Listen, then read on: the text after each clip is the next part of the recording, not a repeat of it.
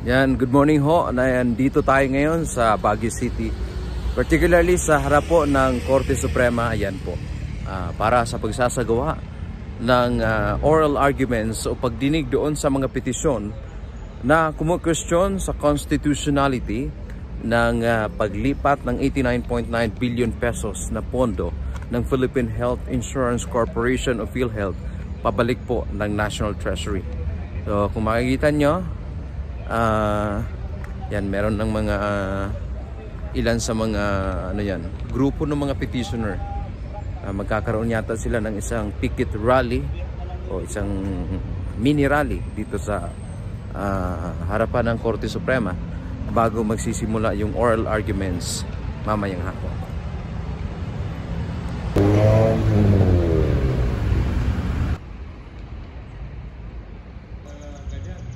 Magandang umaga po sa ating lahat.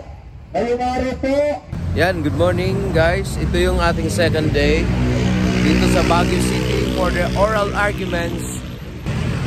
So, nag-ready kami for live. Kita mo naman yan.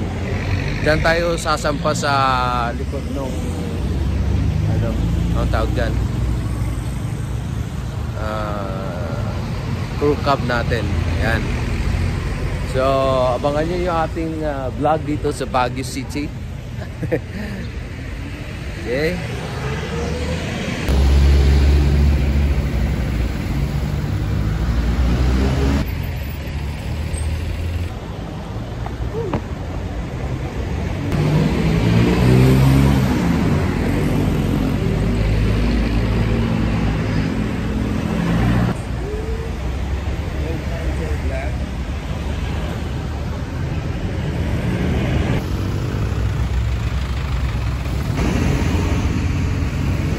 Ayan guys, pupunta tayo ngayon ng Benguet, La Trinidad, Benguet. Pupunta tayo dun sa strawberry farm. Ano lang, titingin lang. Kasi wala tayong pambayad eh. Yan. Mga, bangag na yung tropa. Mga 2 araw medyo walang walang pahinga, 3 araw actually. Yeah. Mag-relax. Yan, welcome guys. Dito tayo ngayon sa La Trinidad, Benguet. Ayan. Masasabi natin, ito yung capital ng strawberry in the Philippines. Ayan. Hindi kami namimili kasi wala naman kami pera eh. For the sake of experience. Ayan. At kala ko nga doon sa taas may Hollywood eh. Ayan. Kita ba? Bollywood. Ayun, Bollywood. Bollywood. Kung may Hollywood, may Bollywood. Ayan. Okay. So, today is Friday pero marami pa ring marami pa ring namimili. So, so much more kung siguro araw ng Linggo o Sabado. Ayan. Okay.